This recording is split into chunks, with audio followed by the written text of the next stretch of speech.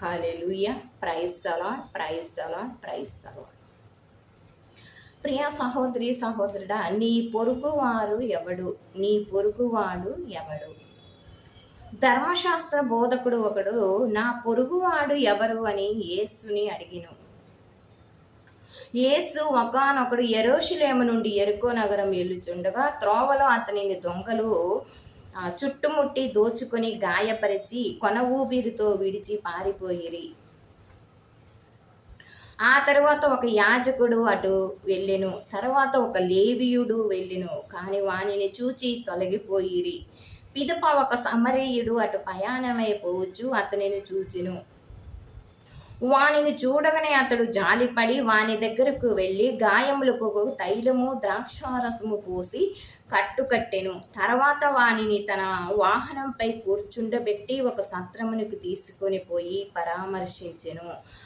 అతడు మరునాడు 2 దీనారములను సమర్పించి ఇంకా ఏమైనా ఖర్చు ఉంటే కూడా నేను చెల్లిస్తాను అని చెప్పి పరామర్శించాడు. ఇప్పుడు ఆ ముగ్గురిలో పొరుగువాడు ఎవరు అన్నప్పుడు ఆ యొక్క కనికరము కలిగిన వాడే పొరుగువాడు. ప్రియా సహోదరి సహోదరుడా, నీ పొరుగువాడు ఎవరు అంటే గాయములకు కట్టుకట్టి తైలం పూసి నిన్ను హాస్పిటల్కి చేర్చిన వాడే నీ పొరుగువాడు అని చెప్తున్నాడు.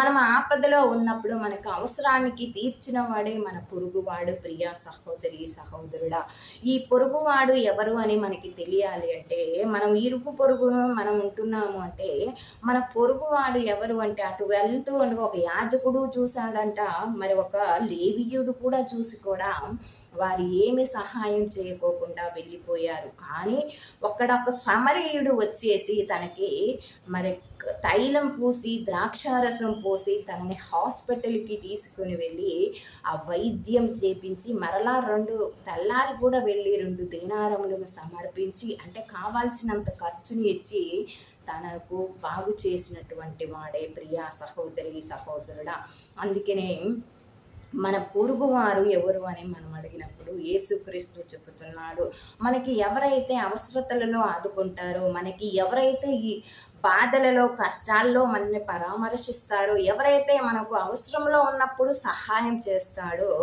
అతడే పొరుగువాడు అని మనకి క్రీస్తు ప్రభు తెలియజేస్తున్నారు. ప్రియా సహోదరి